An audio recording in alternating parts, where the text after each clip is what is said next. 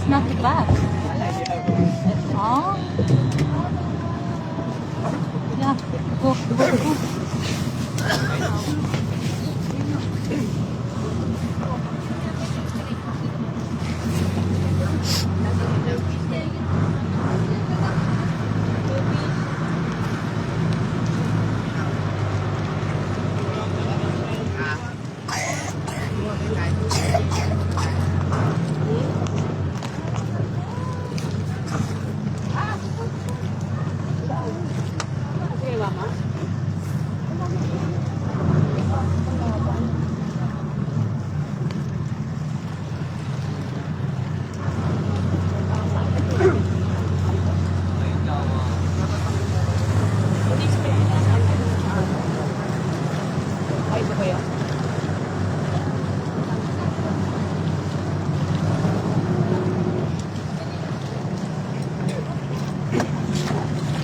Okay, ma'am, sir. So, good morning po sa inyong lahat. Ay, po pala natin na makikita kasi sa bangka. So, paliwanag ko lang po, ma'am, sir, yung itinerary na gagawin natin ngayong araw sa ilaman. So, meron po tayong 4 na destination. So, the first destination po natin is Puka Beach po. Sa Puka Beach po, mag-stay tayo ng 30 minutes.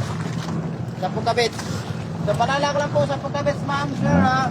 Huwag po tayo masyadong lumayo sa bangka natin. Yung pangalan po ng bangka natin is dahil po sa harap.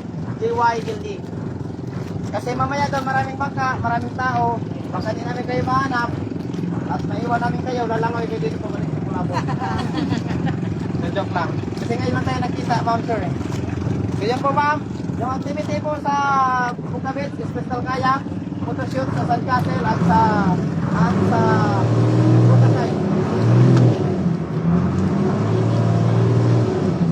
Po, ma'am, sir, ha? So, sa Sandcastle po, sa Pukasan, ganito na po yung nila. Hindi naman sinagdalate kayo ng mga 5,000. Okay. Pwede 5,000. Basta talaga naman po, instantly po yung isang tao. What is he saying?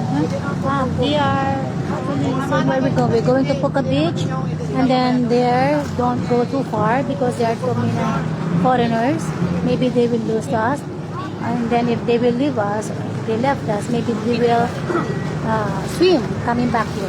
That's a joke. That's a joke, he said. But there's a donation there in the Puka Beach. How much you want to give for the entrance? There's a donation because there are some people living there in the island. Kung una po ng Crocodile Island na po siya. Then he's saying about the next destination, the Crocodile Sa Island. snorkeling area. 30 So lang po, minutes. meron po siyang snorkeling fee na 100 peso yung isang tao. 100 pesos. 100 pesos. Yung crocodile. Bayaran nyo na lang po is yung area. Yan po, ma'am, sir, ha? So, tapos po 30 minutes, nag-stay tayo sa bangka, ito na lang yung private destination. Private island. So, yung private island po natin, is Lampong Island. So, yung po doon now, na little botanic island. Kasi yung sa Kid 1, dito na papasokan. Pwede po kayo maligo sa room, pwede mag-picture taking na ito po. So, magpupunsan po tayo sa Crystal Cove ng 1 hour. Kung sino lang naman po yung gustong papasok. That is optional. Kung hindi naman papasok po, It's 1 hour in Crystal Cove. taking na po tayo doon ng 10 minutes. Tapos po ng 10 minutes, akit tayo sa bangka, proceed tayo sa fourth destination natin. Sa lunch area po. Doon po, pinapabawal po doon yung diet. Bukas na lang kayo mag-diet. Kasi only rice doon, saka only water. Yung ulam, pipira nyo na lang. Marami po doon ulam, joke lang. Maraming ulam doon, ma'am, sir. So, yun po, ma'am, sir. Enjoy na po natin yung ating island natin tour. So, welcome po ulit sa Mega Parao. Thank you.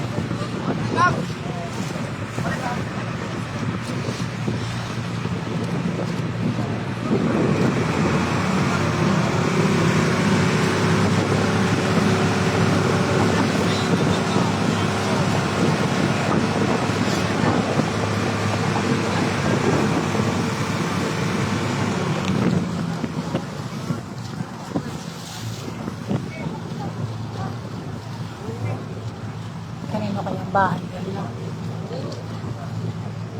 Lapit na sa langit yung bahay nila.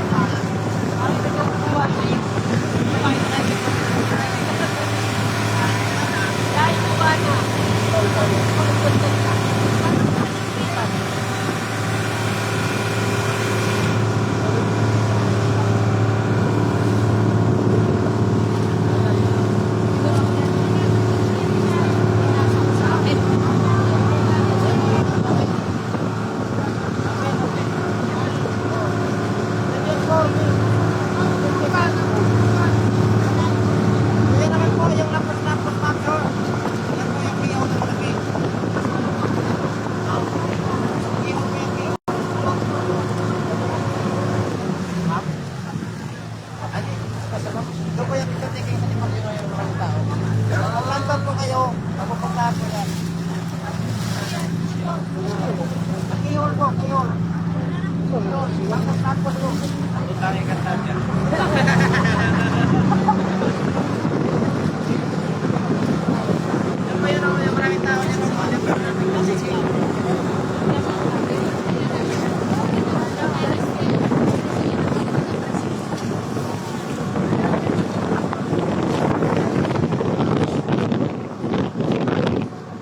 Dinidevelop nila doon. Oh. Ito yung mga binibenta siguro nila na condominium.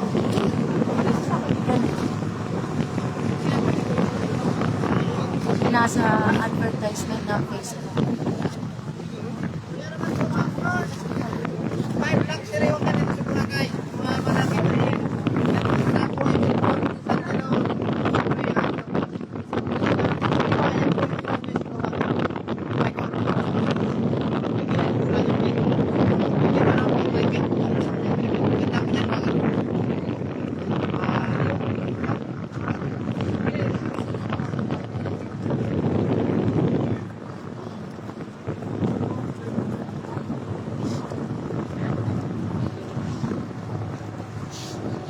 I-develop na nila yung lugar na yan. Ginagawa nilang subdivision.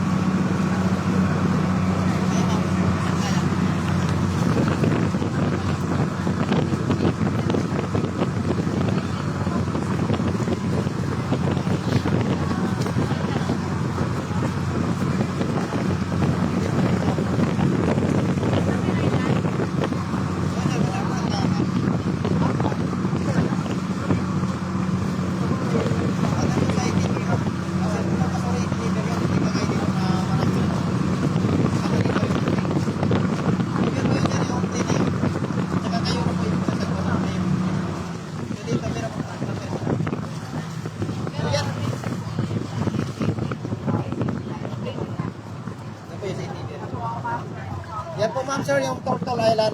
Ito. Yan po yung ulo niya, yung maliit. Nahiya siguro kaya tago. Yan po yung Turtle Island. Yan makikita po yung mata niya, tsaka pumanga. Yan. Yan po yung may tao. Ito po yung Turtle Island. Korean po yan.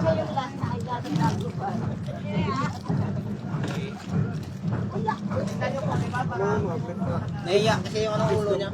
Kaya nagtago.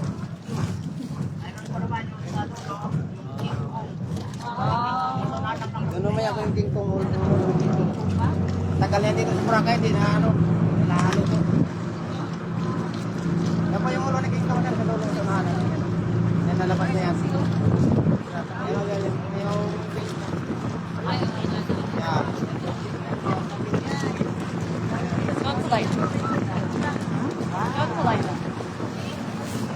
Hmm?